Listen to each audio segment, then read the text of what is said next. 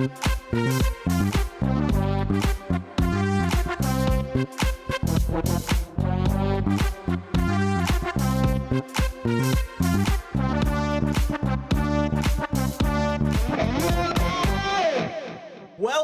to episode 1 of Get to Know with Pogman, and I'm really happy today to say we're going to be getting to know SubDocta all the way from Nevada in America. So, how you doing, bro? I'm good, man. How about yourself?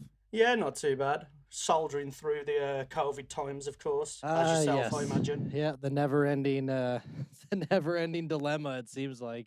Never any bullshit, bro. It's just Yeah, fucking A. But that's literally like what I'm trying to do with this is we're gonna try and get away from that shit because we could talk about that. You know, we're not trying to get too political on this podcast, so this is more of a exactly what it says. It's a get to know. So we're gonna try and get to know Preston, which is the man behind SubDocta. Basically, what we're going to do to start with, I think the thing I really want to find out the most about everybody is where the sort of journey of music started, and not even the journey into production and the career or anything. I mean, like day one, like your earliest memory of when you were a kid, whether you were, whether your parents were big music listeners, and where you sort of started on the music road, I suppose. Cool. Yeah. So I grew. The earliest memories I have are my dad playing guitar growing up, and he had a couple bands, and I would go to like his band practices and stuff like that. And he was a really good acoustic guitar player, and so that probably got me into it first. And it's funny. You know that Seal song, "Kissed by a Rose"? Oh, hell yeah, of course. Yeah, of course. So they used to cover that in their band, and I was like 6 years old. So when I would hear it on the radio, I thought it was him. That's so cool, bro. That is so cool. For like the longest fucking time, I thought it was him singing that. And I remember finding out it wasn't. It like broke my heart as like a little kid.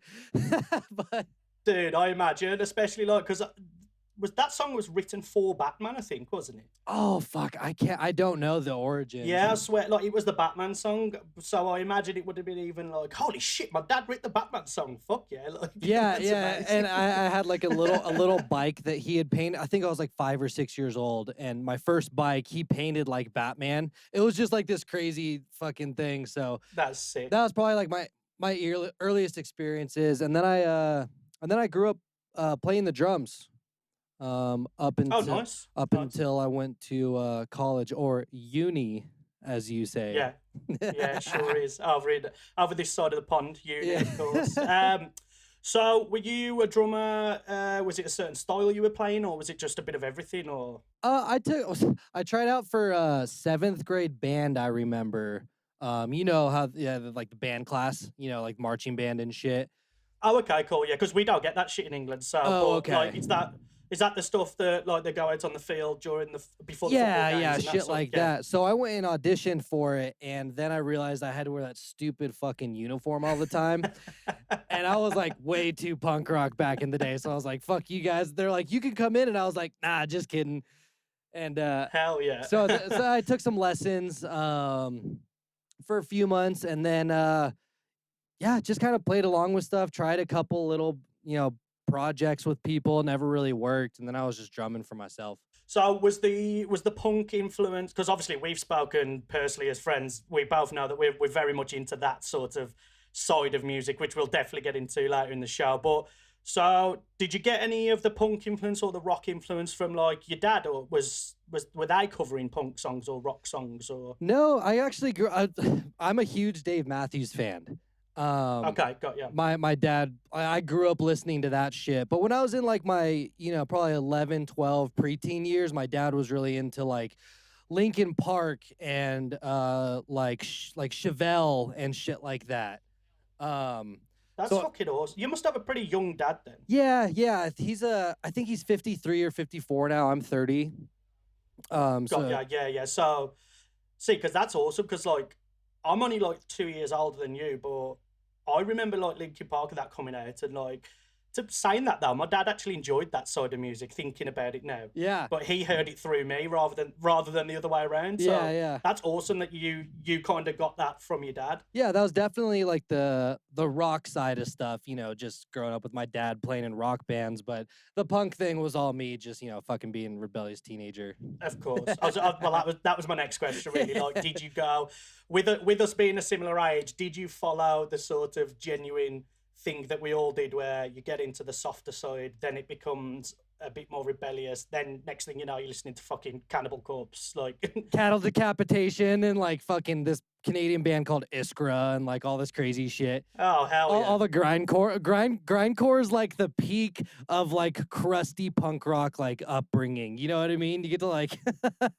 fucking crazy anarcho punk and like crust and grindcore. It's just like the dirty fucking gutter punk shit. It really is, man. Because like I think a lot of people forget as well, because obviously you're probably a lot like me, a fucking complete music nerd, that like grindcore basically is the extreme end of punk, whereas a lot of people would probably imagine it as more of like a metal genre. Obviously it's got its metal sort of influences and stuff, but I think I agree with what you're saying. It comes a lot from like the noise punk like area and like just the faster and the more extreme. Yeah, it was like it was like thrash punk and like fucking death metal had like a love child. You know what I mean? And the old grindcore stuff, was all really, it was really just fucking faster thrash punk.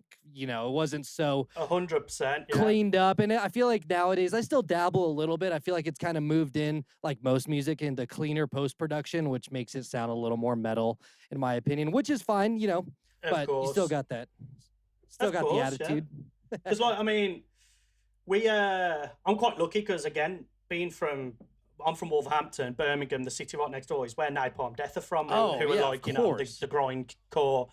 the grindcore gods. Yeah. So we got that influence like really early when I was a kid. But I was the same as you. 1 minute I'm listening to Blink-182, and the next minute I'm buying Pig Destroyer albums. Do you know what I mean? Well, it's definitely like I want to say like a lot of the musical influence, especially in the punk rock world, for me came from like Tony Hawk's Pro Skater, Dave Mears, BMX, Bad Religion, NoFX, fucking all that sort of shit, Goldfinger, obviously. And oh hell yeah, it definitely those soundtracks. Oh my god, I still listen to them all the time. Like all my Spotify made for you playlists are mostly just like different kinds of rock and punk rock from 15 years ago. Dude, totally the same, man.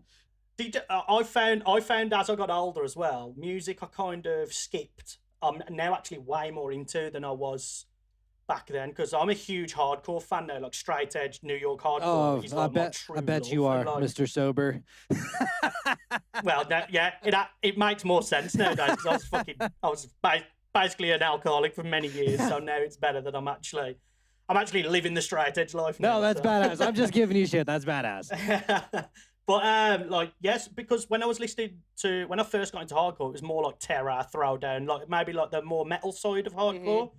And I wasn't massively into the sort of straight edge, a bit more preachy youth crew side of things. But now I've got older, I'm like, why did I not stick to that back then? Like, because it's basically like it's punk. It's more punk than this like metal side. And then I just rekindled my love for punk, man. Like it just will never get old to me. It's ever. cool. I did the same thing. A lot of the shit, because I was such a stubborn punk rocker. It was like, Rancid and fucking Casualties and, all like this street punk shit.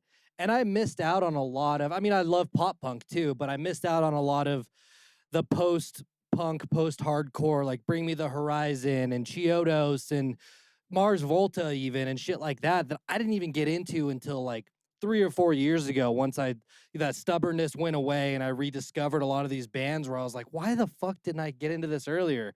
But it's crazy. I'm the same, man.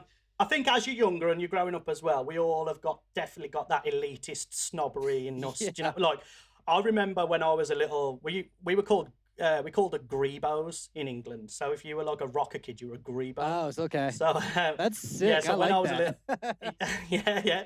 Oh, we wore that patch fucking with pride. Bro. Oh yeah. I'm a fucking grebo, man. But I remember being a grebo and being like, fucking grime music. What the fuck is that shit? You know what I mean? Like, yeah. And now I'm a fucking dubstep producer and like, fucking love grime. I produce grime, you know, I Yeah. listen to it a lot. And I'm like, I think it's just that when you go through that rebellious punk rock youth and that grebo youth, as we called it here, it's kind of like nothing else matters or exists other than those sort of 20 bands that you're into. 100%. Every patch you have on your pants, those are the only bands you fucking listen to. Yeah. So, yeah, so definitely. being from the UK, I'm curious. Were you guys really into like Subhumans and the Attics, or were you more of like grabbing like the Misfits and the Ramones from this side? You know what I mean? Or I think you had a sort of split where you had the guys who, again, similar to what we were just discussing, who were very elitist. We listen to UK punk rock, punks from the UK, and all this. fucking You know? Exploited, all that shit. Exactly, yeah, like you said. But then you had people who were probably a bit more like our older selves now, who wanted to broaden their horizons, and they were probably looking more towards the American punk rock and, you know, like the Ramones, the Misfits, Dead Kennedys, shit like the that. Damned. Yeah, was the Damned English actually? Thinking about it, I think they were. or the Damned American. I can't remember. I can't remember. This is all shit from 30 years ago. We're trying to remember. Yeah, we're trying to remember shit that was before we were even fucking born at this point. Yeah, I feel like half the people that are gonna listen to this will be like, dude, shut up about punk rock. We get it, you fucking nerds. Yeah, exactly. That's the thing. Like, I knew that, like, with so many guests who I'm going to be having on, because, you know, I'm trying to get people on who I know. I don't want to sound bad towards anybody else, but at least I've got a bit of personality, can hold a conversation. You know, I'm not going to have to be like talking to a fucking wall. So, but I knew when I'll get people like yourself on. I've got Booker's Finest going on, who's a huge grindcore fan, and it's like, Oh, sick. Could easily waste like an hour just talking about that shit. So. But yeah, so maybe we should but we can hit more of that later on as we delve deeper into other things. So if we loop back round to obviously your introduction to music, was there a certain album or a certain artist that really was like defined you as like, you know, your big? Because obviously it sounds like you went down that rebel sort of grebo youth, I say in quotation marks. Was there a certain band or artist that really did it for you back then? I mean, you already know what my answer is going to be because we've talked about it, but it's AFI. Amazing. You know, amazing. AFI was that. I remember Sing the Sorrow came out in 2003, and I was 13 years old. And like that was at the cusp of like, you know, 13, 14, starting to get angsty and just being a teenager. And for whatever it was, man, just his voice, the music was beautiful. The lyrics were fucking deep. You know, he does so much in Latin and like just these like love languages of, you know, just how he expresses himself. So that just really resonated with me. I'm still wearing an AFI shirt right fucking now. Respect, bro, because I still to this day think that The Art of Drowning is literally one of the masterpieces of that era. Like, that's my favorite. Oh, 100%. That's my. You can see. Oh, see shit! it up in Yeah, the of course. corner behind me. Yeah, I can. But yeah, because my introduction to AFI was actually I saw the Days of the Phoenix video on like MTV. Oh my god! So in England, MTV2 was the alternative channel. It was a bit different to in America. So MTV2 was where you got like Headbangers Ball and like all those sort of like rock shows. And I remember seeing the Days of the Phoenix video, and like you said, it was punk enough for me to be like, fuck yeah, but it was also, it had that beauty and shit that you were just talking about. And Davey Havoc is just the fucking, you know, he's the balls, dude. He's the fucking man. You know what he reminds me of? No offense to this person, but it reminds me of Burt McCracken if he was actually cooler. Like, because Burt McCracken's a pretty cool motherfucker, but like, I don't know, the used seemed a tad bit more posery to me. Whereas AFI. Yeah, I feel that. Whereas AFI were like, we're fucking doing it right. I did get into the used though, over the, like when we were talking about revisiting stuff, definitely got back into them. But yeah, they were like the cusp of like goth and punk rock for me, and that really resonated with me. Definitely, bro, which is fucking, you know, again, we could do a fucking 3-hour podcast on AFI, to be totally honest. But I know, seriously. But anybody who's not heard AFI, who's listening to this podcast, go and check them out. And the good thing about AFI, which I think Preston will agree with, is their journey and their fucking progression as a band as well. Like, you listen, those 2 new songs that were released are fucking awesome. But, you know, if you were to listen to that and then go back and listen to like, was it the All Hallows EP was the very first thing they did, I think.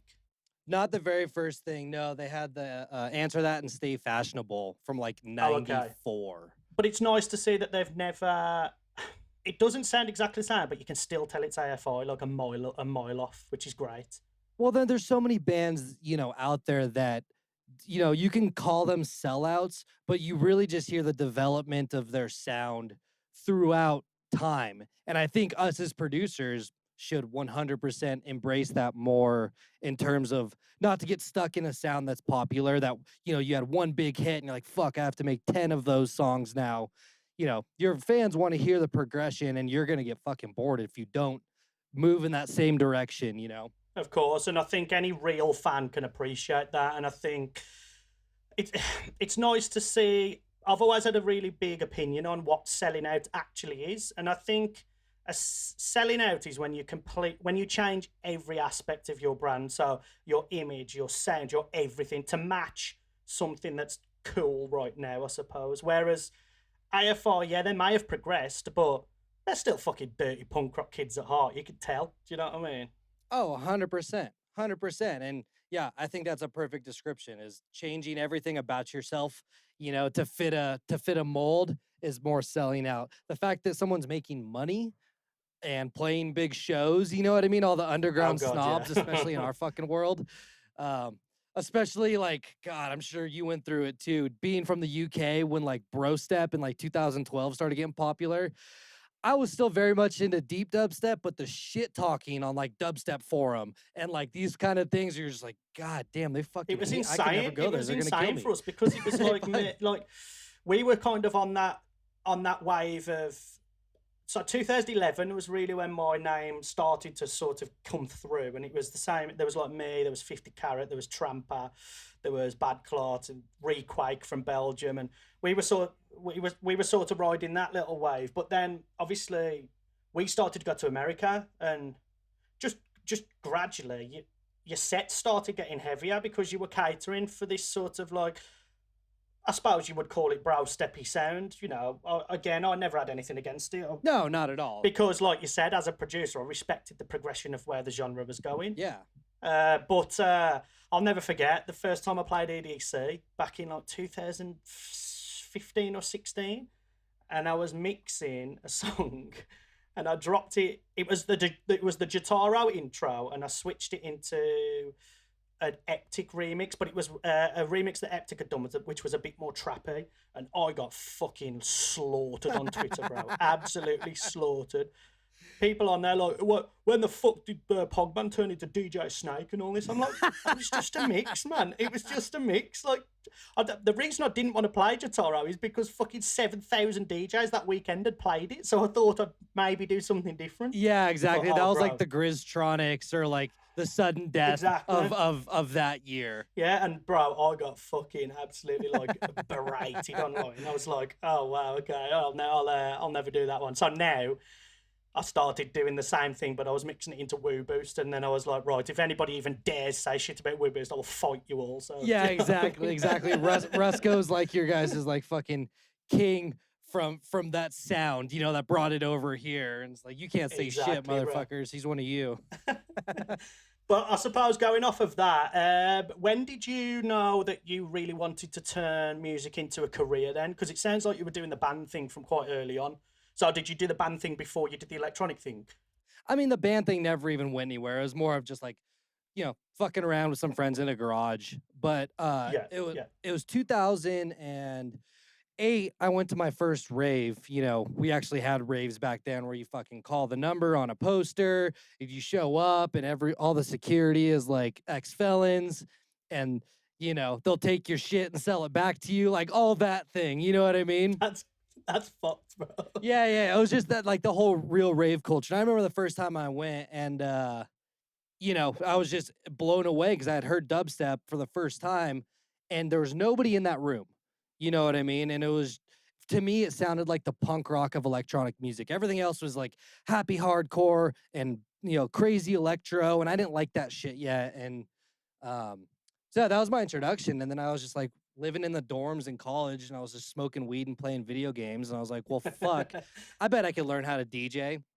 So I kind of taught myself from there, and then like, played every shitty college house party I could, got fucking arrested, got kicked out, got I got into a fight one time just because I was playing like dubstep, and everyone wanted to hear Oh shit. everyone wanted to hear like Lil Jon and like Nelly or whatever was cool back then. And were you playing like deep? You were obviously playing the deeper shit as well. I think at this time, I mean, this was still, this was like when Dat Sick and Excision were just coming out and making a big name. Old Yeah, Liquid yeah. Stranger, Downlink, fucking Subvert, all these names from like Rotten Yeah. Recordings. So I was playing a lot of that shit, and And these kids wanted Lil Jon. yeah, dude, it was fucking funny, and It's fucking crazy, isn't it, man? I've done similar things where I've played shows and like you get this person come up, look, can you play? And they've got on their phone like some fucking pop record, and I'm like, you do realise this is like a bass show? Like, I'm not gonna play fucking Neo or fucking whatever you want me to play right now. Like, I'm really sorry, but it's the classic DJs don't take requests. Like, I've had to bring that into play many times, which I imagine you have as well, bro. Oh, like, yeah. It's fucking. And it was even worse at house parties because there's no, I'm playing on like a fucking 4x12 bass cabinet that has like 2 tweeters, and like my little fucking Vestax controller and my laptop.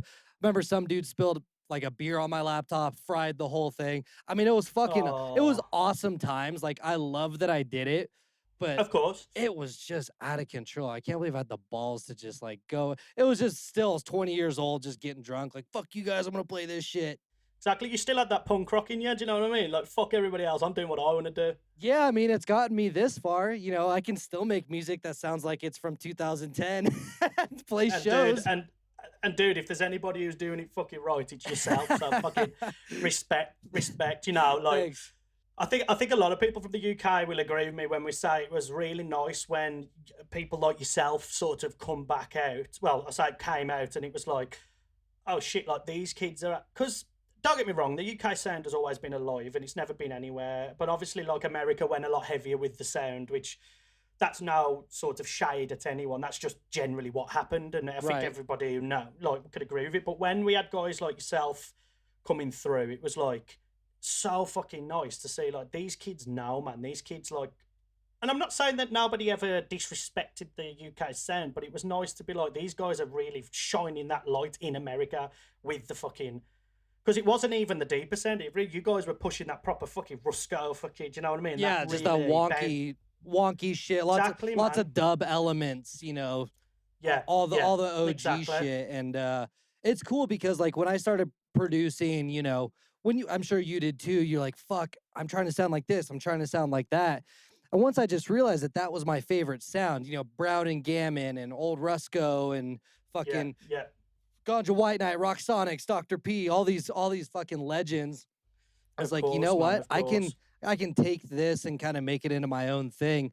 And then there's a whole generation of kids behind us now that don't know it because they were fucking 10 years old when we were listening to Circus Volume 1.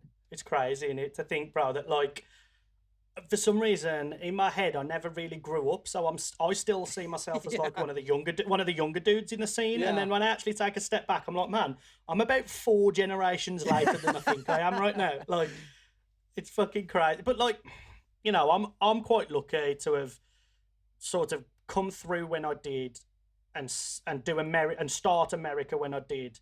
So I was always Yeah, quite one of the lucky that OGs, people, man.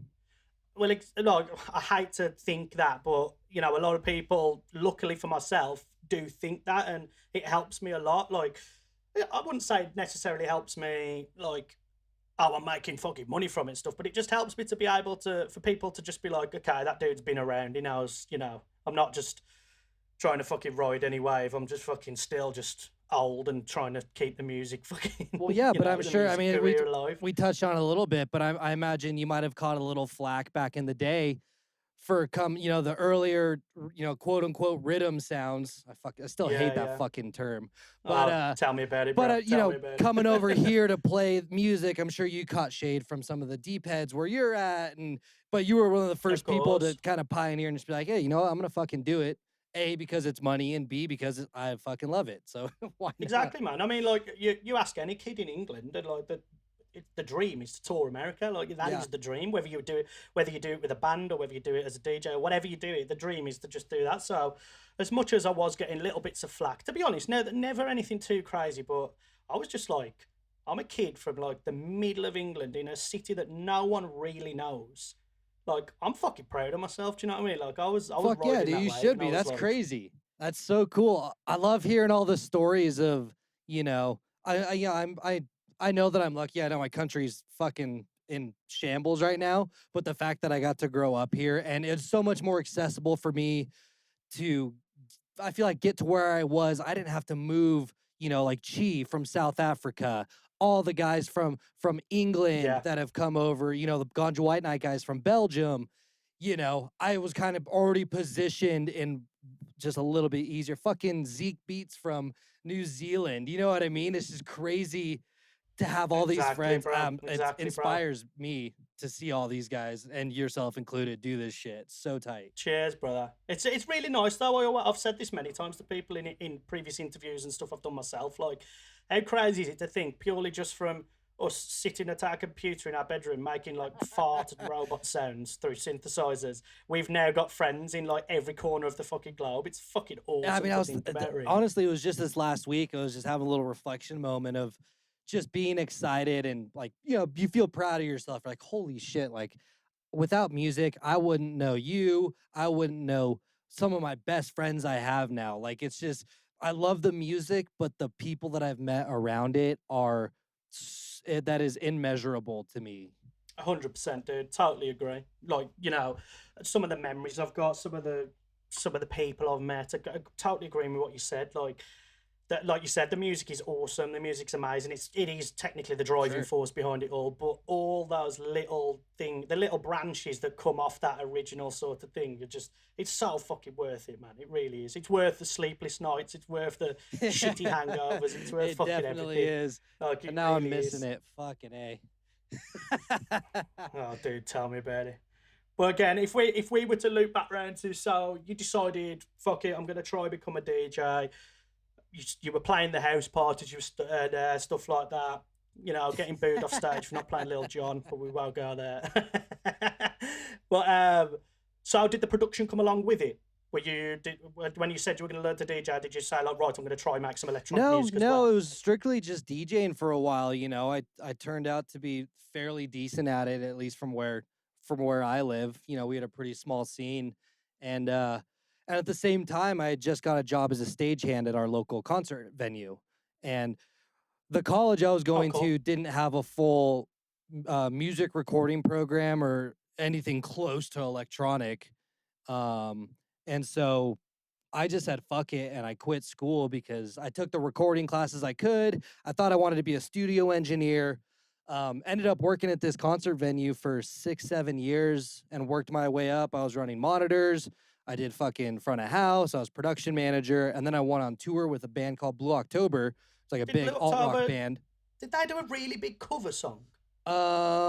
They don't have a big cover song. They have a couple big songs from like the mid 2000s that you would have recognized. Yeah, I remember. I recognise the name definitely. Like, again, in like the sort of watching MTV2 and stuff, and being in that sort of Yeah, scene. exactly.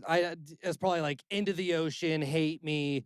There's a couple tunes that you definitely recognize, but toured with them, and then I was working on my productions all on the side, and working with them and seeing Justin, the lead singer. We were actually in England on a tour. Um, I think we were at oh fuck, I don't remember where exactly. So we did Germany and the UK for like 2 weeks, and it was just I watched him on stage. I'd done over 200 shows with these guys, and I just thought to myself, I was like, I think I can do that. Like, I want to be, the guy on the stage. I'm really good with tech work. I'm amazing in the production world in terms of, on the back end, audio, video, all that shit. But it just wasn't fulfilling, and so I quit touring with them, and I got a local audio gig here at a nightclub just for the weekend, so I could focus on music. And this was 2016 or 17 where I really put all my focus into it. And yeah, and then fucking 2018 in January, I got an email from my agent out of the blue, after talking with Dirt Monkey for a little bit, and fucking rest is history. That's fucking awesome, dude. So Crazy. do you remember the first SubDocta song? The first song that you finished and it was labeled as a SubDocta song? Oh man.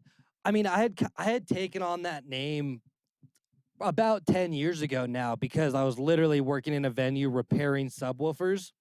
for Oh, blown out sick. So speakers. that's where the name comes That from then. that's where it came from. Yeah, and I was like, I think that's kind of clever. Yeah, that's sick. And Especially in the sort of world that you went into, the bass world. Like, it makes a lot.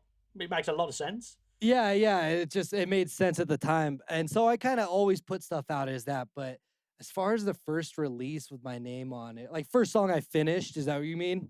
Yeah. So the reason I asked this question is I remember the first song I finished and I thought it was the fucking banger of all bangers, bro. And now I look back and it was so bad.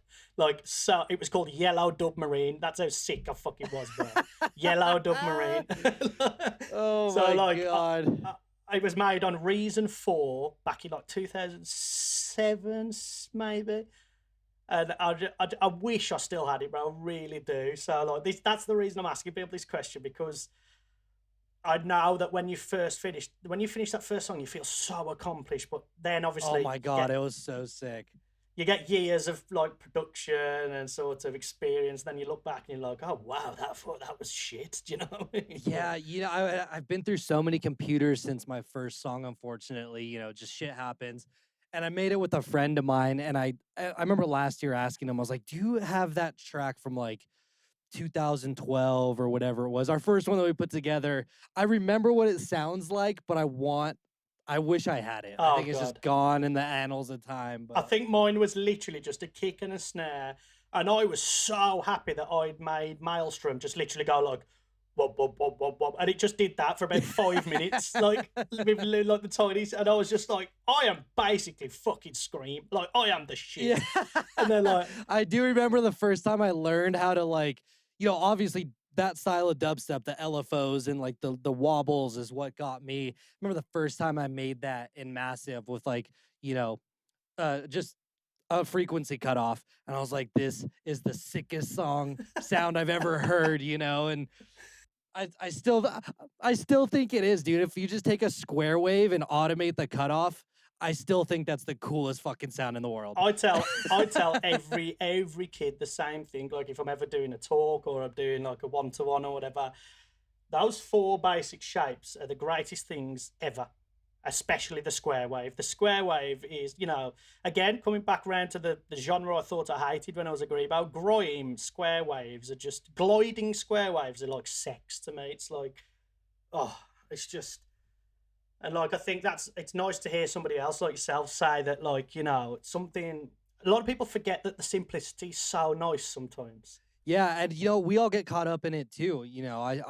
I'll try to overproduce a song to the point where A, it sounds like shit, B, it doesn't sound like me, and C, I hate it Yeah. because I've tried to overdo it. So, but it's hard because there's so many talented people in our scene specifically that you hear what they make and you're like, how the holy fucking hell did you make that noise? And Totally. you try and go through it and then it fucks me up. So I try to stay what I know and build on top of what I know instead of trying to I tell you what, right now, anybody listening to this, that's some of the best advice you could ever get from fucking Preston right there. Like, don't try and be somebody else, I suppose, because it's so easy to try and be like, oh, they're sick, I'm going to try and mimic that. And then you end up doing exactly what you said and you don't sound like yourself anymore, which is, it's one thing I like to think about Pogman music. There's been a lot, I've been around for fucking 700 years at this point. I'm like a fucking dinosaur, but like, there's been a lot of like sort of changes and stuff. But I like to think that the flow and the sort of vibe of Pogman is always, that's the thing I've tried to keep throughout my music. So Oh yeah, like, I love your tunes, dude. I remember DJing them. I can't remember the song names obviously, but it must have been 2012, 13, 14, those years where I was strictly yeah, DJing at clubs as an opener and just like hearing this shit. And it goes back to like that old, quote unquote rhythm sound. I think we called it like swamp back then or some shit. And it yeah, was yeah. like It's just like the Requake, original wonky Bad shit. Clat, Yeah. fucking Pogman, exactly, like Solomon, 50 Carat, like that sort of just ultra simplistic, like, because that was the first time any of us had ever heard that. We're like, what the fuck is this, So your tunes have always been fire. Thank you very much, bro. I appreciate that. One of my favorite things about that old sound is like when I'd go on YouTube and it'd be like how to make a Requake bass or how to make a Pogman bass. And it'd be like this 45-minute video. And I would literally comment, just be like, It's just low cutoff and high resonance. That is literally it. Like, stop with these fucking 30, 40-minute videos. It's literally a low cutoff with a high resonance, and it just sounds like a dripping, horrible, wonky sound. Like, that is it. I remember watching those videos too. Yeah. I was definitely, and then it sounded like shit. I was like, I can't even make this tutorial base sound good. I fucking suck. Dude, I still do that to this day. I literally copy, like, if I'm watching a tutorial to figure out how to make something, I'll copy it to a fucking T and be like, why does mine sound like complete shit? And he sounds like, you know, it's just fucking. I do that now with like the drum and bass stuff, you know, like I'm writing more drum and bass. I've always loved drum and bass, especially the darker, you know, tech step and neurofunk, but it's so hard and you have to be such a good producer that it wasn't until 8 years later I feel like I can kind of dip my toe in the water. So yeah, I'll be watching like a Cohen Sound tutorial or just fucking anybody and you're like, yeah, I still don't know what I'm doing. Yeah, I think when it comes to the likes of Cohen Sound and the Noisier dudes and all those, like, you know, fucking Matthews, yes, yeah, exactly, bro. Like, I don't know what it is. Like, they're doing exactly the same. Like, I'm doing exactly what they're doing on the tutorial, but they must have the magic touch or something, bro, because it's just fucking insane. I chalk it up to me being American. So I don't know what your excuse is, but that's what I chalk mine up to. Yeah, you can't use that excuse because then me saying I'm from the UK, that's like the shittest excuse ever. It's like, you should be good at drum and bass. You should be able to make drum and bass. I thought you were born with like Logic like stamped into your arm or something. Pretty much. That's one of the sequencer tattoo. Pretty much. I think when they sign your birth certificate, you get like a free edition of like Timeless by Goldie or some shit. Like, you know, like. It's like drum and bass is like in our blood. Like whether you enjoy it or whether you don't enjoy it, like you can't get away from it. Oh yeah, you got like almond breaks in your fucking cornflakes in the morning. Exactly. And shit. when you pour your cereal out, it like makes a fucking almond break as it fucking fucking hell. But if we talking again of like obviously all this crazy production stuff and synths and stuff, like another thing that I wanted to ask a lot of you guys is what DAW are you using, and is there any sort of plugin that you could not live without? Like, is there a go-to for SubDocta? First of all, I thought you said door at first, but then I realized you're saying DAW. Oh God! There's the accent coming. There's through. the accent. Door. There's two O's. Oh no, actually there is no two O's. I'm fucking contradicting myself. It's DAW for fuck's sake. Okay, Preston wins this one. I had to. I saw the door open and I had to go through it. I could get real deep now. I'd be like, that's why it's called a door, because it opens you to the world of creation, okay? Oh, see, there we go. See, now we're on to something. It starts with the roast, but now we're getting philosophical with the roast. Exactly, dude. Exactly, bro. Sorry, dude. I keep fucking cutting you off. So, I'm going to try DAW. Which DAW are you using then, Preston? I'm in Ableton. Been in Ableton fucking... I tried FL a decade ago. It just didn't flow with me, and Ableton was the hardest, most bullshit program I've ever used. But now that I know it, it's just what I use. Definitely. Like I've always said, I'm a Logic user myself, but I've always said if I was ever to switch, it would be to Ableton, because I've worked with a lot of people who work at Ableton, and I've been in like studios where we've made tracks on Ableton, and it's just such a like you said, when you know it, it's the superior program, I think. But I'm 10 years deep into Logic, so it's like, what's the point? Yeah, if it ain't broke, don't fix it. You know, it doesn't matter if it's a Ferrari or a Lamborghini, they're all gonna fucking get you there hella fast or whatever. Exactly, bro, exactly. So, as far as plugin, is there a plugin? Yeah. Oh man, I don't know. I mean, I use a lot of plugins mostly for mixed stuff. I would probably go with Pro MB. The FabFilter Pro MB. It's just a multi-band compressor. Okay. I mean, I love multi-band compression. I could say one of my favorite things. Yeah, it works so good. Or fucking Gullfoss, which is a I've not used this one. It's a plugin that I found actually from Bukez was talking about it on his Twitter. Oh and shit. Okay. yeah, it's like an AI predictive EQ sort of thing that you can put on groups and your master.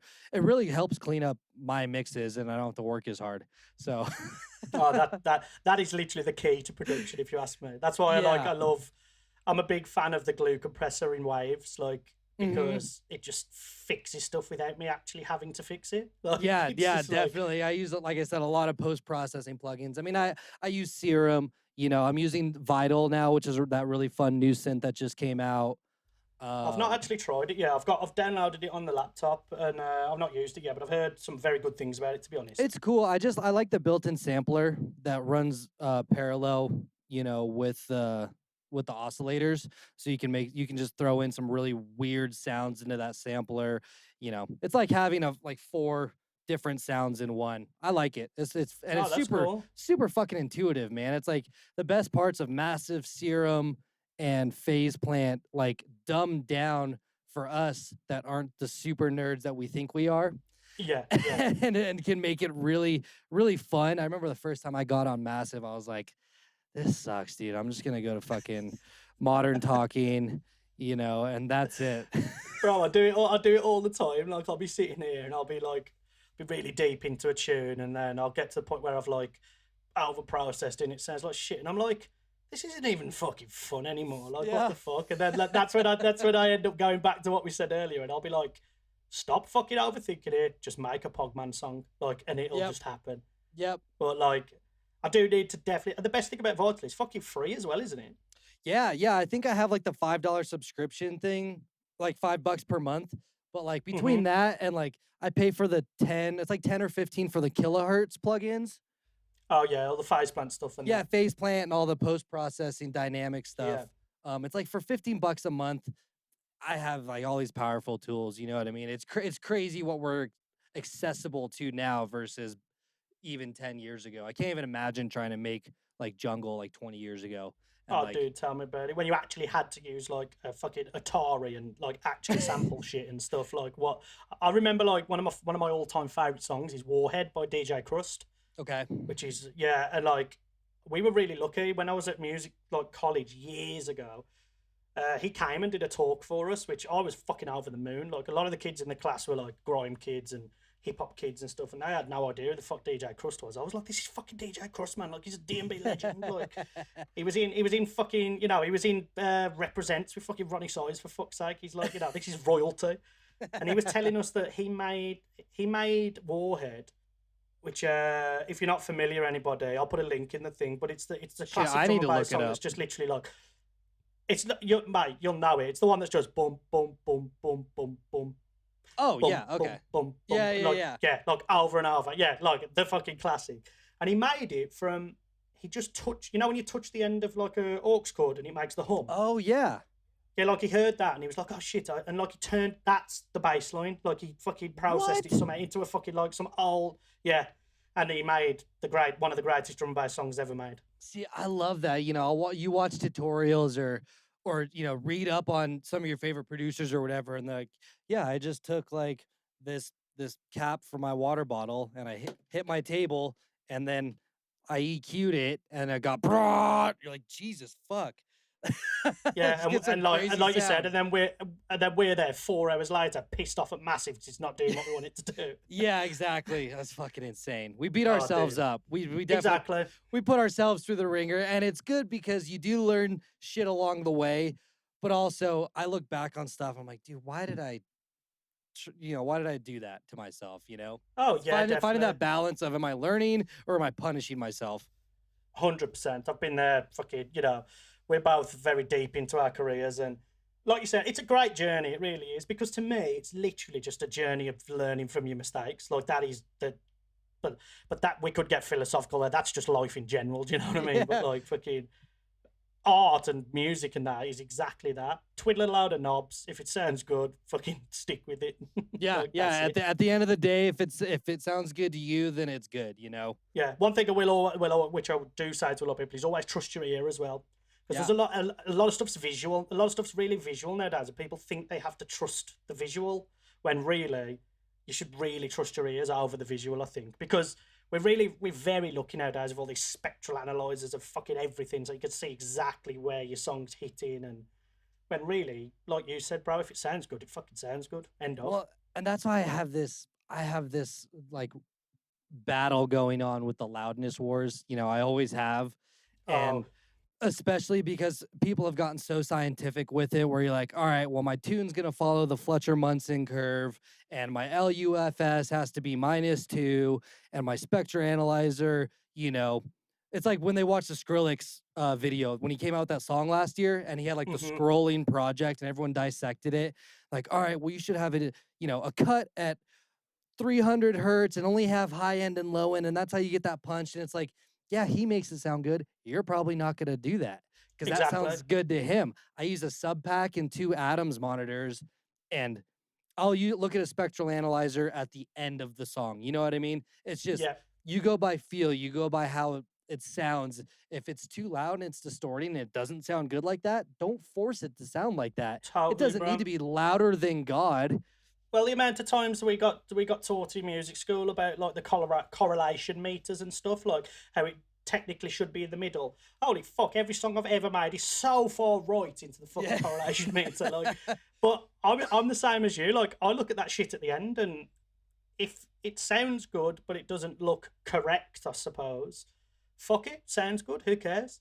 I still think I had to unlearn a lot of stuff though, because I took some recording classes for studio engineering and then working in live music for so long. It is such a different world than Yeah, producing music. How, totally. when it comes to microphones and gain staging and panning, and because it's for a live environment, it's Of so course. different. So I had to unlearn a lot of stuff that I was taught was the right way to do things, in order to break through those mental barriers of like, oh, I can't do this. That's not right. And then you watch Yeah. a tutorial and it's like, yeah, my snare's at plus 30. I'm like, I don't know. I just don't know what I'm doing. Dude, one thing I always tell people is like, and it's very cliche, but it's so true. Like, art is fucking subjective, man. And it's like, there's no rules in art. Like, when you start boxing yourself into all these rules, you're never gonna. I'm not saying that everybody out there is trying to be the next fucking, like, game changing fucking pioneer of something, but you never, if you stick yourself in a box with all these rules, like, look at Aphex Twin. Do you think fucking Richard James ever followed any fucking rules? Do you know what I mean? Or fucking Like, Amon Tobin or like exactly. Yeah, guys yeah. like Like, that. so, like, again, big advice for anybody, man. Like, fuck rules. Like, obviously, there's some big rules. Like, they'll just whack everything into the red and make it sound like fart. But again, there's people who fucking like that music, so I can't really say Yeah. shit, to be honest. There's people. I think for me, it's more of it's good to know the rules so that you can break them. You know what I mean? Mhm. Like, or at least have an understanding of certain concepts within audio and within, you know, That's a the very good way to put it. That is a the very the good the, way. the stereo world that we live in. Because we're not mixing 5.1, we're not in a fucking movie studio, but it's important to Yeah. learn those rules so that you know why you're breaking them and you understand, you have a better understanding of it, because anyone that's it's touch and go, but that's how I feel about it. That's how I go about it. That's a really good way. Like, I've never thought about it like that, but that is a really good way to think about it. Like, I suppose to know that you're breaking the rules, you've got to understand the rules in the first place, I suppose, which is actually makes a lot of sense. So, Yeah, it's like, yeah. did you flip something out of phase? Okay, why did you flip it out of phase? Do you know that it's out of phase, before you did that? Or are you just doing it to do it?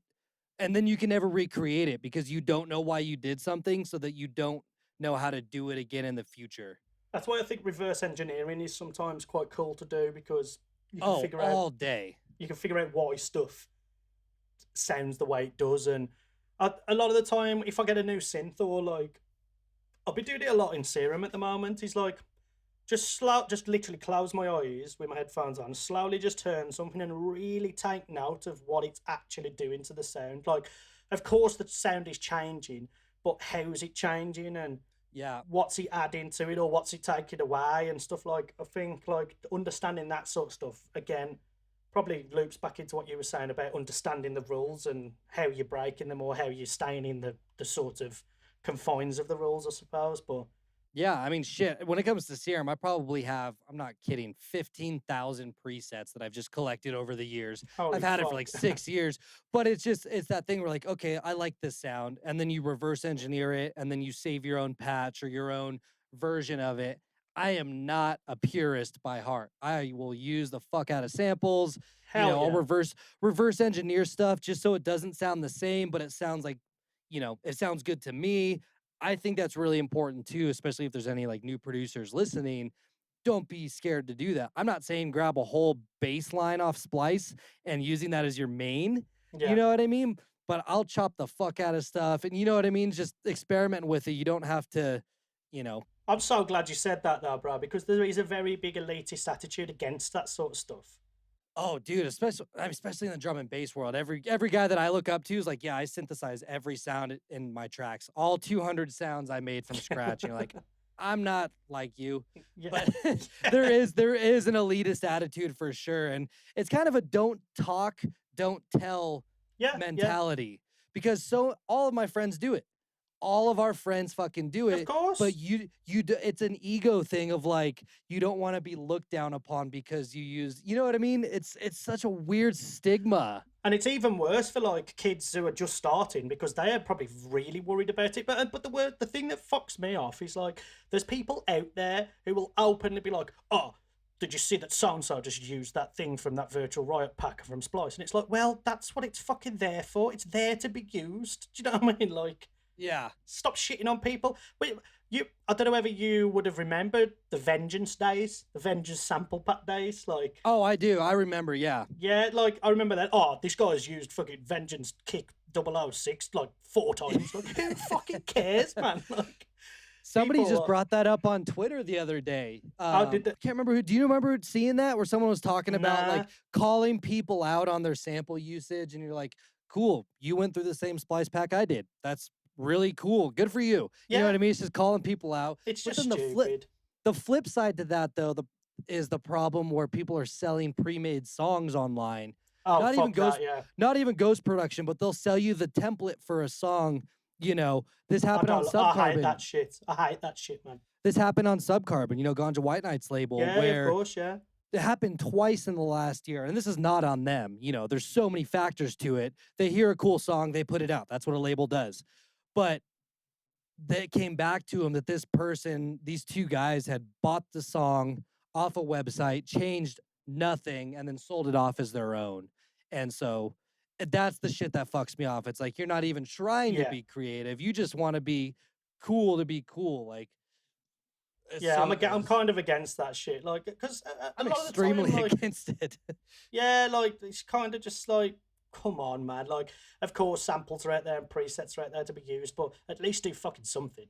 You know? What I Well, mean? yeah, and it's like I bounce ideas off of friends. I have people help me with mix downs. Like, I'm not afraid. I do the work myself, but I do ask for help.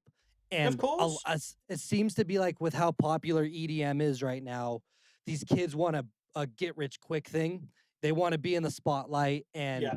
not everyone, but it happens every once in a while. We're like, you're not even doing this for the right reasons to begin with. You just want to be cool because you think it's cool. They want that 15 minutes of fame, but unfortunately, like, that's just the world and the entertainment industry in general. I think at the moment with the sort of way that everything's gone, but we've just got to soldier on and do our thing, bro, and keep trying to enjoy what we're doing, I suppose. And Oh, 100%. I mean, I fucking rarely even listen to new bass music these days. I'll I'm the listen to same.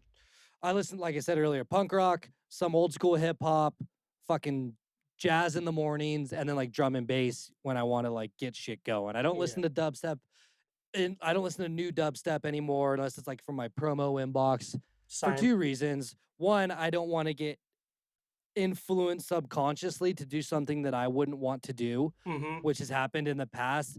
And B, it's just to be out of sight, out of mind, and then I don't have to think about what the hottest shit is right now and try to follow that. I still just do what I do. Of course, and that's the best thing to do, really, and I totally agree with that. And this really, again, goes to exactly another thing I really wanted to ask a lot of people who are coming on the show.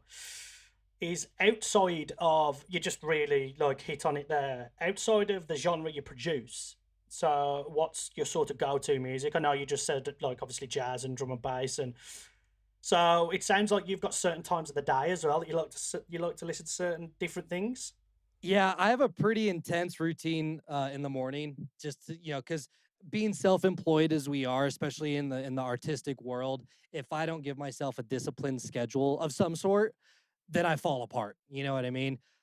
I'm not working a whole lot on music the last year, anyways. I mean, I've only made a handful of tracks. I have a shit ton started, but Yeah, it's been really hard for me. We've talked about it a little bit on Twitter of just trying to find that vibe. But so my morning, I'll wake up and I don't look at my phone for the first hour of every day. That's kind of like that's sick. That's cool. that's very important to me. So I'll wake up and read, I'll listen to jazz, and then I'll hop in the shower and I listen to a shit ton of podcasts. I listen to mostly podcasts. Yeah, I'm very podcasty nowadays. Hence the Get to Know with Pogman. So Hey, there we go. exactly, plugging my own podcast on my podcast. There we go. Yeah, there we go. So yeah, it's whatever I'm feeling different times of the day, but it just never ends up being dubstep unless it's from 12 years ago. I totally agree. I think a big thing for me is like, unless it's very sort of deep and I'm not going to say well made because a lot of dubstep's well made, but like unless to me heavy dubstep, it's not listening music. It's music you have to Yeah. experience at a show or at a festival. Like I'm not going to sit there and listen to a song that's designed to quotation marks rip my face off. Do you know what I mean? I'm going to sit there and listen to something that I can vibe to. Like give me Bang some. your fucking head, bitch. You're just at It's your desk. Like, just like, yeah, like "Ah." it's just and no fucking shade at anybody for making that stuff. I mean, we all make heavy shit to play at shows because we know the energy is there. But Right. give me fucking Burial's Untrue album any day of the Yeah. week to listen to in the house. Do you Yeah, know I'll what I listen to mean? like 6 hours of lofa or something. Yeah, exactly. That's like, and I totally agree with you. Like a big one for me is liquid drum and bass. I could listen to liquid drum and bass forever. Like Yeah. it's just beautiful. So music. easy. It's one of Yeah, the- it's just oh, so easy to get just lost in great. whatever task you're doing. I agree. So, but yeah, that's basically what I do when I'm not making music, is I listen to podcasts or punk rock or jazz. Well, there you go, guys. Just listen to punk rock, everyone. It's the fucking best music in the world. Liquid drum and bass Yeah. and punk rock, and the world will be fine. Yeah, exactly. Do you know what's funny is, well, I was on the Ganja White Night tour last year, and Jansen was on there with me, and he's God, he's like in his late 30s, and so he was a huge punk rock kid growing up too. So we would be Sick. listening to punk rock, we'd be drunk as fuck on the bus at 4 a.m. Everyone else is like sick of our bullshit. We're listening to punk rock. But we kept having these conversations of like, how can we integrate more punk rock into the bass world, or drum and bass? Or it's hard because it's such a fast music. It would have to be more of a drum Totally. and bass thing. But it's just so different. I wouldn't want to smash the two worlds together, but it's fun to think about how it could be done. Dude, totally. I've been there because I'm actually in a hardcore band with a good friend of mine, and we've just Nice. we were doing the same thing. Like, I was like, how can I make like I love hardcore, I love dubstep. Like, how can I meld them? But then I'm like, do I really want to bring those worlds together and make it sound shit? Like, Yeah. like I mean, there's a lot of people out there that have done the crossovers with metal and stuff. None of them have really clicked with me because to me, they're two such separate worlds. yeah. It doesn't sound right no matter what you do. I think for me, the only person who ever really did it, again, no shade at anyone, and everybody's doing what they're doing, they're doing good jobs of it, but the one I think who really nailed it and did it well was Phase One, and he's one of the only ones I think for me Yeah. who really, like, he just did a track with the dude from Silverstein, I think. Oh, whoa, I'll have to go check that out. I Yeah, had no yeah. I've idea. not listened to it yet, but I swear I saw that floating around. I hope that's actually like, by the time the podcast comes out, I hope that's common knowledge and it wasn't just a promo or something I got told, because I've just ruined Phase One's release now. But yeah, I swear I saw it on Twitter or some shit though. But like, yeah, man, fucking, I think he's one of the few who did it justice, I suppose. Yeah, it's just tough. It's tough. It is. But the idea is cool to think about, of like how you could make it work. But then at the end of the day, I would rather it stay an idea. It's like, yeah, I don't want to make a NoFX remix. I agree. That's just. I agree. that's I've fucked always up. been a big believer, and I've said this to a lot of people. I refuse to remix songs that I think are already perfect. That's a rule of Oh, mine. 100%, dude. That is a rule of 100%. mine that I've always stuck by. So, like, for me to go and even try and meld this world that I'm so in love with, this this hardcore world, like, I feel like I'd be disrespecting it to a certain point if I tried to do it. So, like, I just stay away I'm from the it. same Really. way. It's like I see other than Urban Dawn's Come Together remix, anytime because he hired a have you heard that song? Do you know who Urban Dawn is? I think he's a dude from the UK, No, no. makes drum and bass. Yeah, I'll send you the tune after we're done with this. But he had hired a band to cover Come Together that he turned into a remix. And it's the We're only time talking I've about heard Come Together. the Beatles. Oh, the Beatles song. Sorry, yeah. Yeah, the Beatles song. So, oh shit. So he hired an actual band to do it. Yeah, to cover the song so that he could remix it. I'll send it to you. It's amazing. But that's the only time I've heard something like that done properly. You know, I'm the same way. I don't like when you take a song that didn't need to be fucked with and then you fuck it up and put some serum preset over it. Oh god, tell me about it, bro. Modern talking, straight over the top. Well, remember the In F. trap years, like 2014 to 17, were a lot of shitty trap remixes of just Totally, dude. they don't even incorporate the original song. It's like you'll have like the chorus with a build up and then it's just straight into like you said, like fucking vengeance samples and serum presets. You're like, that doesn't even make there's no cohesiveness to it.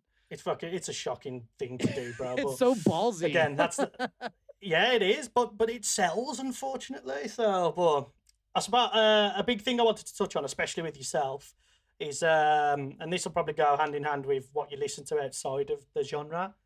I want to talk about people's hobbies, and I know that you're a big downhill mountain bike, snowboard. So I imagine there must be a soundtrack for this shit that you're listening to. So yeah, I mean, like there must be a SubDocta. What's in SubDocta's ears when he's fucking going 100 mile an hour down a fucking mountain? Do you know what I mean? What's weird is that when I got back into mountain biking, because I grew up racing motocross, like dirt bikes, and I was pretty fucking good at it. Like, and then I stopped, because life, and I had to sell my bikes and all this shit. But when the pandemic hit, I got back into biking. I'd always wanted to do downhill biking. And I've just always been kind of like that fucking X Games dude. Just want to be an asshole and go fast. And but I don't listen. Dude, we're from the Jackass generation. Like that's our life. Do you know what I mean? Yeah, well, we started playing Tony Hawk way too early in our lives too. Exactly. So no, I don't really listen to anything when I bike. It's the only time that I can be present, like so present that if I'm not, I'll die. You know what I mean? So it's that. Actually, yeah. It's the focus. Thinking about it now, I suppose any sort of outside distraction would be bad for something that you've got to be so, like you said, focused on. So that works for me. Snowboarding, I'll put some light tunes on. I have like a little playlist of all snowboard songs from movies that I watched in high school. You know what I mean? Because it's just nostalgic. But I like actual like snowboard parts, like similar to what skate videos. Yeah, like, exactly. Videos. Like soundtrack cool, from those cool. videos. But a lot of times I don't listen to music while I do that either. I just like the sound of the snow or the trees or, we're get a bit of nature. Yeah, we're just bombarded by sound a lot. And when our job is sound, it's like, that's why I don't listen to a whole lot of music. It's mostly podcasts. You just get overrun with sound and I feel like you have to Control Alt Delete and reboot. Totally, bro. Totally. It's like I was really into biking myself, not downhill or anything. I was road biking, just go for fucking 20 miles and just get that shit done. But I actually got run over like 2 years ago. Shit. I've not had a new bike since because my bike just got absolutely fucked like from the collision. You got ran over? Yeah, like I was coming down the road and a car pulled out on me and like fucking hit me from the side. Oh shit. And I dislocated my shoulder, and then the worst thing was, which was like a sort of a delayed injury, because at first it felt a bit rough, but it got way worse, was I actually tore my Achilles away from the bone, like it had come off from the bone. God damn. Bro, it was fucking horrible. The only thing that was good from that, and it's weird that I've just mentioned Jackass, is I flew to New York to see my girlfriend for Christmas, and I was still in one of those like space boot things. Yeah. I've worn those. And for some, oh God, I imagine, bro, fucking extreme kids like us with all the injuries over the years. But fucking, for some reason, we were walking round, and like my leg was hurting, so I'd said to the missus like, "Oh, should we walk back to the car?" And just as we just chose to walk back to the car, I just bumped into Steve-O just in the middle of fucking New York. And it was just like, yeah, That's and like, crazy. I rarely get starstruck, but this was fucking Steve-O. Yeah, of course. Like, I'm 32. Like, this guy has been part of my fucking life. Yeah. And he had Wendy with him, the dog that he adopted from like Peru. Yeah. He had the dog with him, and how cool. yeah, we had a little chat, and like he let me have a photo. It was fucking sick. So like, yeah, that was the only positive of me getting run over. The sort of domino effect of me getting to meet Steve-O in New York from getting run over. You know, it's a wild like coincidence right now. Just that you said that, as I listened to a podcast today with Steve-O in it. It's so fucking weird that you just mentioned that. It's just one of those things where I was like, wait, what the fuck? I was like, is he gonna say Steve-O? I was like, oh my God. That's fucking crazy, bro. It's I'm not very third eye and chakra-y, but I'm a big believer of that, like, certain things sort of align and happen for reasons. Yeah, no, I agree. It's little things like that, like, oh shit, what the fuck? Like, yeah, 30 minutes before we were on this podcast, I was listening to Andrew Santino with Steve-O. That's fucking crazy. But anyways, I don't listen to much when I'm riding. Yeah, there we go. Yeah, I'll put on metal in the car for sure, but fuck. before I ride, I'm just like Through the Eyes of the Dead and like fucking. Oh, what a band, bro! You're one of the first people I've heard in ages mention that. As Blood Runs Black, fucking all that shit, dude. Yes, bro. Yes. Dude, we need to share fucking like playlists, because I imagine there's so many. Like, we're very similar age, and we must have gone through so many similar fucking eras of music. We'll just have a collaborative playlist. Speaking of collabs, Bogman. Yeah, I know. We're putting this. We're putting this on air. That this guy. I was waiting for this to come out. I was like, shit, he's gonna mention it, and then I've got to fucking finish it. But also, there's no to be rush, honest, dude. I have I'm looking at 12 collabs on my whiteboard right now that I just can't. They're just not in the mood. It's so hard to make that party music like we were talking about. Exactly. It's a rough one. That's why I've started the podcast, that I've been doing a few other little bits, and I've restarted the label and just a few other little bits and bobs. But yeah, music's just really hard. Like, I'll have to send you the playlist of all the music I've been working on. There's not one dubstep song in there. There's about 12 new songs. Sick. Not one of them is dubstep or even heavy at all, really. Yeah. I've been making like you said, we can't party, so I don't want to make party music. Right, and it's weird because we make the music for ourselves, especially coming up, and you just want to get better and better. But even then, even when we weren't playing big shows, it was just the idea that like maybe someone will hear this and play it at a show, or I can play it at my opening slot. But now that there's like fucking nothing, I just have no drive to make or listen to heavy music like that, because and there's not really an end goal in sight in terms of what's happening right now. So it's like, fuck. Exactly. Once I start getting shows again, I know it's going to motivate the fuck out of me, and I can finish these 13, 14 songs I've started. But I'll tell you now, live on the podcast, guys, I will finish the collab, I promise.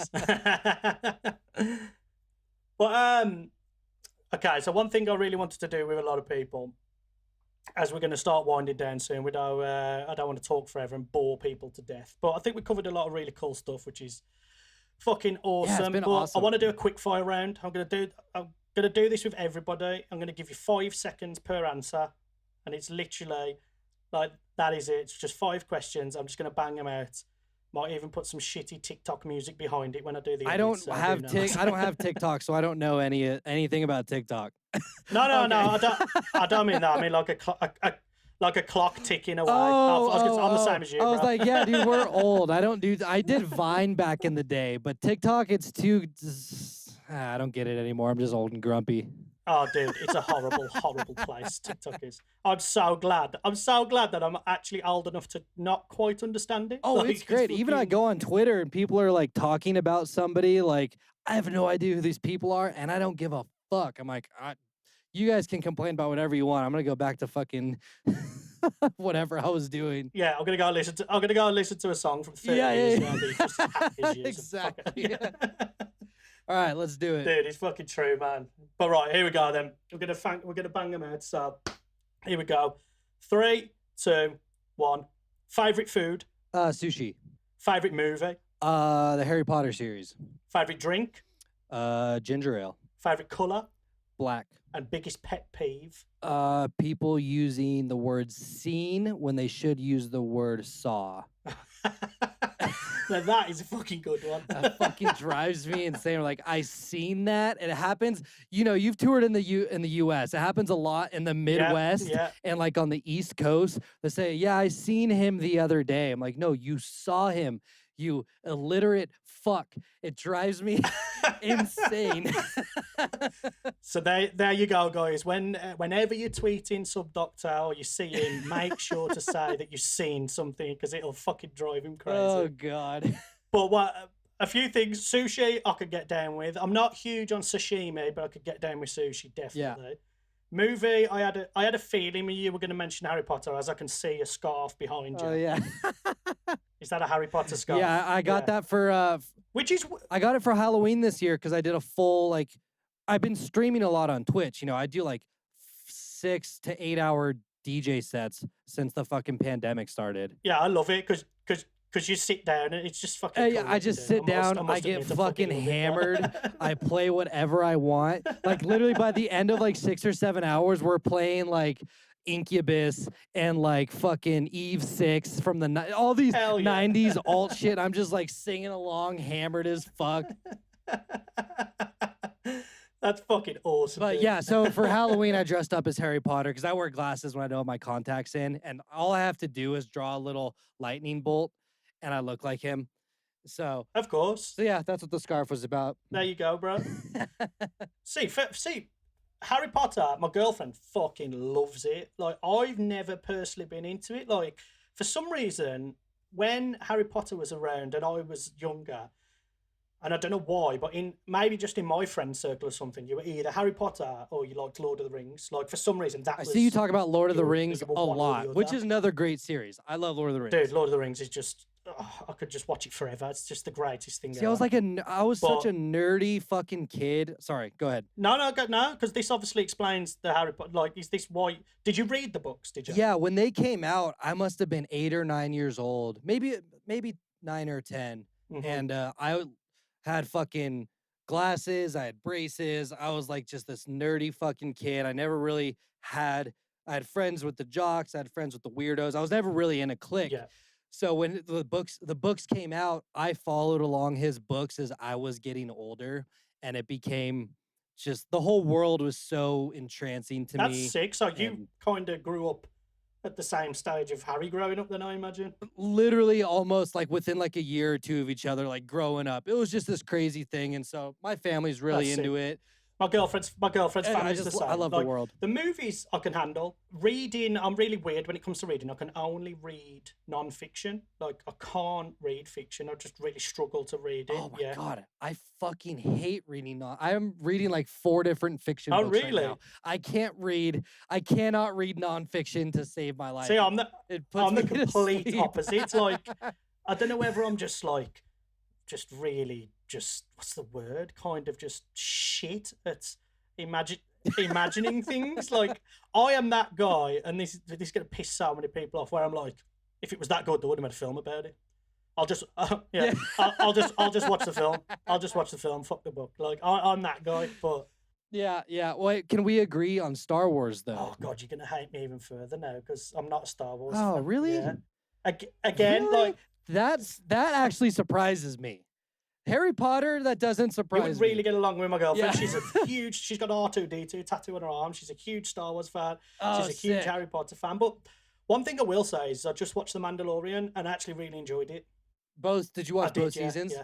Cool. Fuck yeah. No spoilers, obviously, even though it's been out for 2 months and anyone listening should have watched it by now. But we won't do that. If somebody like myself who's not even a Star Wars fan's fucking watched it, then you fucking Star Wars fans should have watched it by now.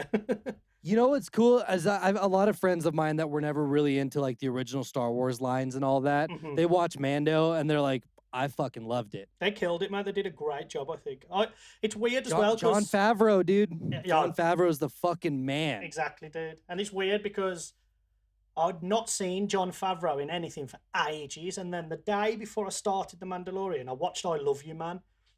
And oh yeah. And he's the asshole boyfriend of yeah. And then I got to the end of the first episode of Mandalorian. I was like, holy shit, Jon Favreau fucking directed this. I was like, that's sick. Yep. But So- I never knew that he had a lot to do with like Iron Man and shit, didn't he?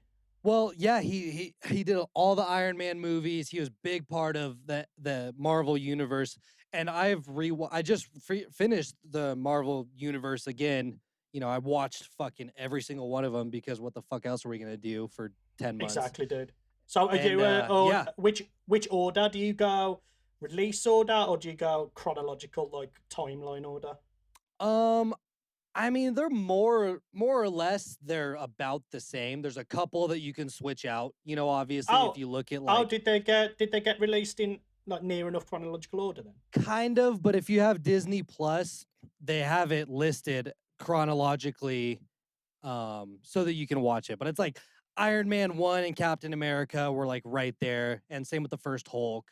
You know, we're Got we're ya. just getting super fucking nerdy right now. But Another thing, I'm not a Marvel fan. How crazy is that? I don't do Marvel. I don't do Marvel either. really, are you DC? Yeah. Nah, I'm just weird. I'm from England, it's bro. not for Like everyone. we just like stab each other and drink tea. Like that's life here. Yeah, you guys just eat beans and don't season your food. There you go, bro. That is life. Like Iron Man. What the fuck's that? Like beans, man. Maybe. Like fuck this Oh, Iron. I'm not dude. gonna lie. I want to go back to the UK so bad. I miss a full English breakfast. Oh my god, it sounds so good. Bro, when you're next here, I've got you fully, 100%. I'll take you. I'll make you a Pogman special. Even though I'm vegetarian, I will definitely cook meat for you because I'll cook it for my girlfriend anyway. But Sick. I'll also take you to some good spots that do some good English breakfasts. Yeah, for sure, man. God, I miss that place. Because the You- key to getting a good English breakfast is you want to go to the shitty hole in the wall cafes. Similar to like Yeah. similar to like when you're in LA, you want like the Mexican joint that looks like it's run down and horrible, but it's gonna do Oh yeah, where the yeah. sign, half the sign doesn't work, the lights Exactly. don't work on it, Yeah. and like That's the same in England. nobody speaks English. Yeah, exactly. That's the same in England with the English breakfast. You want to go to like a place where it's just greasy as fuck. There's just a shit ton of workmen in there in like high vis jackets and hard hats and shit, Yeah. like reading papers. Yep. Like that's the place you want to be. Definitely, that's where you'll get the good shit. When we were on the tour, you know, because like most music venues aren't in like the posh areas of town. Nah, yeah. So I remember when we were in Birmingham and we did the O2 Academy in London for 2 nights. So it's like everywhere we had these venues at, Manchester, you know, they're not in the nicest areas. So I No. got some good fucking food because they're way off out of the cut where people don't go Definitely, normally, man. except for the everyday working people. Definitely, you want the guy to be like standing there with like half a cigarette hanging out his mouth and shit. Like you, Oh fuck yeah, dude! if there's a I want his dirty ass hands touching my food. Hell Like, yeah. I'm fine with if that. there's a chance that you're gonna find some cigarette ash in like your beans, it's probably gonna be better than fucking getting it from some established fucking chain joint. So fuck that. Yeah, well, you can't get fucking pepper there anyway, so just put some cigarette ash on Exactly, it. bro. and That's how we season our give shit me here. some- Yeah, give me some brown sauce, and we'll just dunk everything in it. Oh man, brown sauce is the most British thing ever. I gave it my girlfriend for the first time a couple of weeks back because she's from Philadelphia and she's like, Yeah, what the fuck is this? And I'm like, it's fucking brown sauce, man. She's like, but like, what is it? Because I call ketchup red sauce, but red sauce to her because she's half Italian. He's like, gravy or like fucking- marinara. Yeah, like yeah, yeah. fucking, But I call ketchup Yeah. red sauce and brown sauce is brown sauce. But then she just thinks I'm referring to the colour of the sauce. I'm like, no, it's actually called brown. Like, this is not just me using my stupid fucking Wolverhampton slang. Like, it's actually called brown sauce. But yeah, It is funny. All my friends in the UK, when I was over there, you ask them like, "What the fuck is brown sauce?" They're like, it's just brown sauce. Just Yeah. eat it or don't. I don't know what to tell you. That is exactly what it is. Because, dude, I'm 32 and I've only really known the last few years that it's actually like made of fruit. Like, fuck Oh, no- see, you learn something new every Yeah, day. fuck knows what fruit it is, bro. Because I don't know any fruit that tastes like fucking brown sauce. But like, but yeah, like, There's some things you don't want to know what's in it, and that's yeah, fine. exactly. Because some things, if you knew what was in it, you wouldn't fucking eat it either. So, Well, that's why I don't eat the black pudding. oh, dude, I gave my girlfriend that for the first time, and she didn't like that either. Yeah, even before I knew what it was, it didn't really hit, and then I found out what it was, and then it really didn't hit. See, I like the key to black pudding is you've got to like have it well done. you've got to near enough overcook it. Like that's for me personally anyway. I know other people like if it's a bit raw or soft, like nah. But if it's well done, it gets like a bit of a waxy texture. And not that I'm selling it very well, because who the fuck wants to eat wax? But yeah, that's. Oh no, when I come over there, if you have somewhere that I need to try, I'll fucking try it again. I got you, bro. 100%. I'm gonna take. Once I can start traveling again, I'm gonna eat everything everywhere I go. Hell yeah. Like, I'm not gonna take this shit for granted anymore. Right, before this turns into the Pog and SubDocta cooking hour. Basically, one last thing I want to do with everybody is this is going to be Pogman's post-apocalyptic playlist, seeing as we're basically in the fucking apocalypse right now. So, the world's ended. It's like that shit film that Viggo Mortensen was in, or whatever. Was it The Road or some shit, basically? Oh, I don't remember. Or some sort of post-apocalyptic shit film, anyway. You're living in a bunker. You've got like a fucking, one of those shipping. You live in a shipping container, like 50 feet under the ground, basically. You've only got Book of Eli shit. Yeah, basically, yeah. So yeah, that's you for life. You've only got 5 albums, and those are your albums for the rest of time. What are you taking down to your post-apocalyptic bunker? Oh, 5 albums. I'll go both Art of Drowning and Sing the Sorrow from AFI. You're going 2 AFI albums? Yeah, I am. Wow. Those ones are special. Straight in there. I would go with Nas Illmatic. Banger of an album. I would go with, oh man, this is tough. I haven't looked at CDs in so long, even like albums on my Spotify. Probably the Misanthrope analog album. Nice. That one that came out like a year or 2 ago. It's like my favorite thing in the world right now. And then, oh man, probably like a Michael Jackson's Greatest Hits. See, I could get down with that. Whatever your thoughts are on MJ, the man's the king of pop and forever will be. Yeah, and you know what? He's dead, so I mean, what are you gonna do? Exactly. There you go. Yeah, exactly. Bro. I'm gonna enjoy his music. You can only crucify him so far before. I mean, he's the fucking king. So there you go. I'll put these in the description, some links, so everybody can check out SubDocta's post-apocalyptic playlist. But two AFI albums, I must admit, as much as I know that you love them, it surprised me that you've wasted 2 spots on one band. Yeah, I was also struggling for time constraints to think of 5 fucking albums. I knew that this would pressure people, definitely. Yeah, I have like 2 brains, dude. I've been in the bass music dubstep world for a decade. I only have a couple brain cells left. And it sounds like a lot of them are still reserved for AFI at the back, so you're chilling. You're chilling. Just the old music, the good old days. Yeah, oh god, dude, that is literally us now. Oh, remember fucking AFI, the good old fucking. We are those guys. We are literally those. Oh yeah, guys. It's gonna be awesome. But yeah, I'll let everybody know about the albums, because everyone's got to check them out, of course. AFI, that Mefjus album, there was a good selection, to be honest. Illmatic, I mean, come on, arguably one of the greatest hip hop albums ever made. Yeah, I know. As soon as we get off of this, I'm gonna change one of those AFI albums, but it's fine. This is a moment in history, and we're gonna leave it. There you go, bro.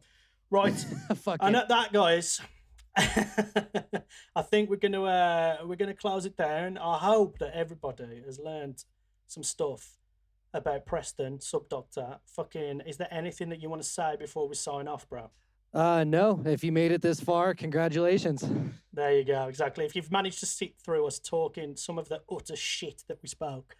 Like, fucking fair play to you. Fair fucking play. That was a fucking blast, dude. Thanks for having me on for the inaugural episode, and of course, I hope you much success in this. And this was really fun. Glad we got to chat. We've talked so much on Twitter and just social medias. I always like being able to connect with someone. Definitely, yeah. This is the closest we're gonna get to connecting. It's crazy to think that this is actually the first time we've spoken what we can call face to face, I suppose. Yeah, it's wild. But yeah. So thank you, guys. Thanks for tuning into the first episode of Get to Know with Pogman. Thank you, SubDocta, again. Absolute legend for getting involved. And we will see you guys on the next episode. So peace.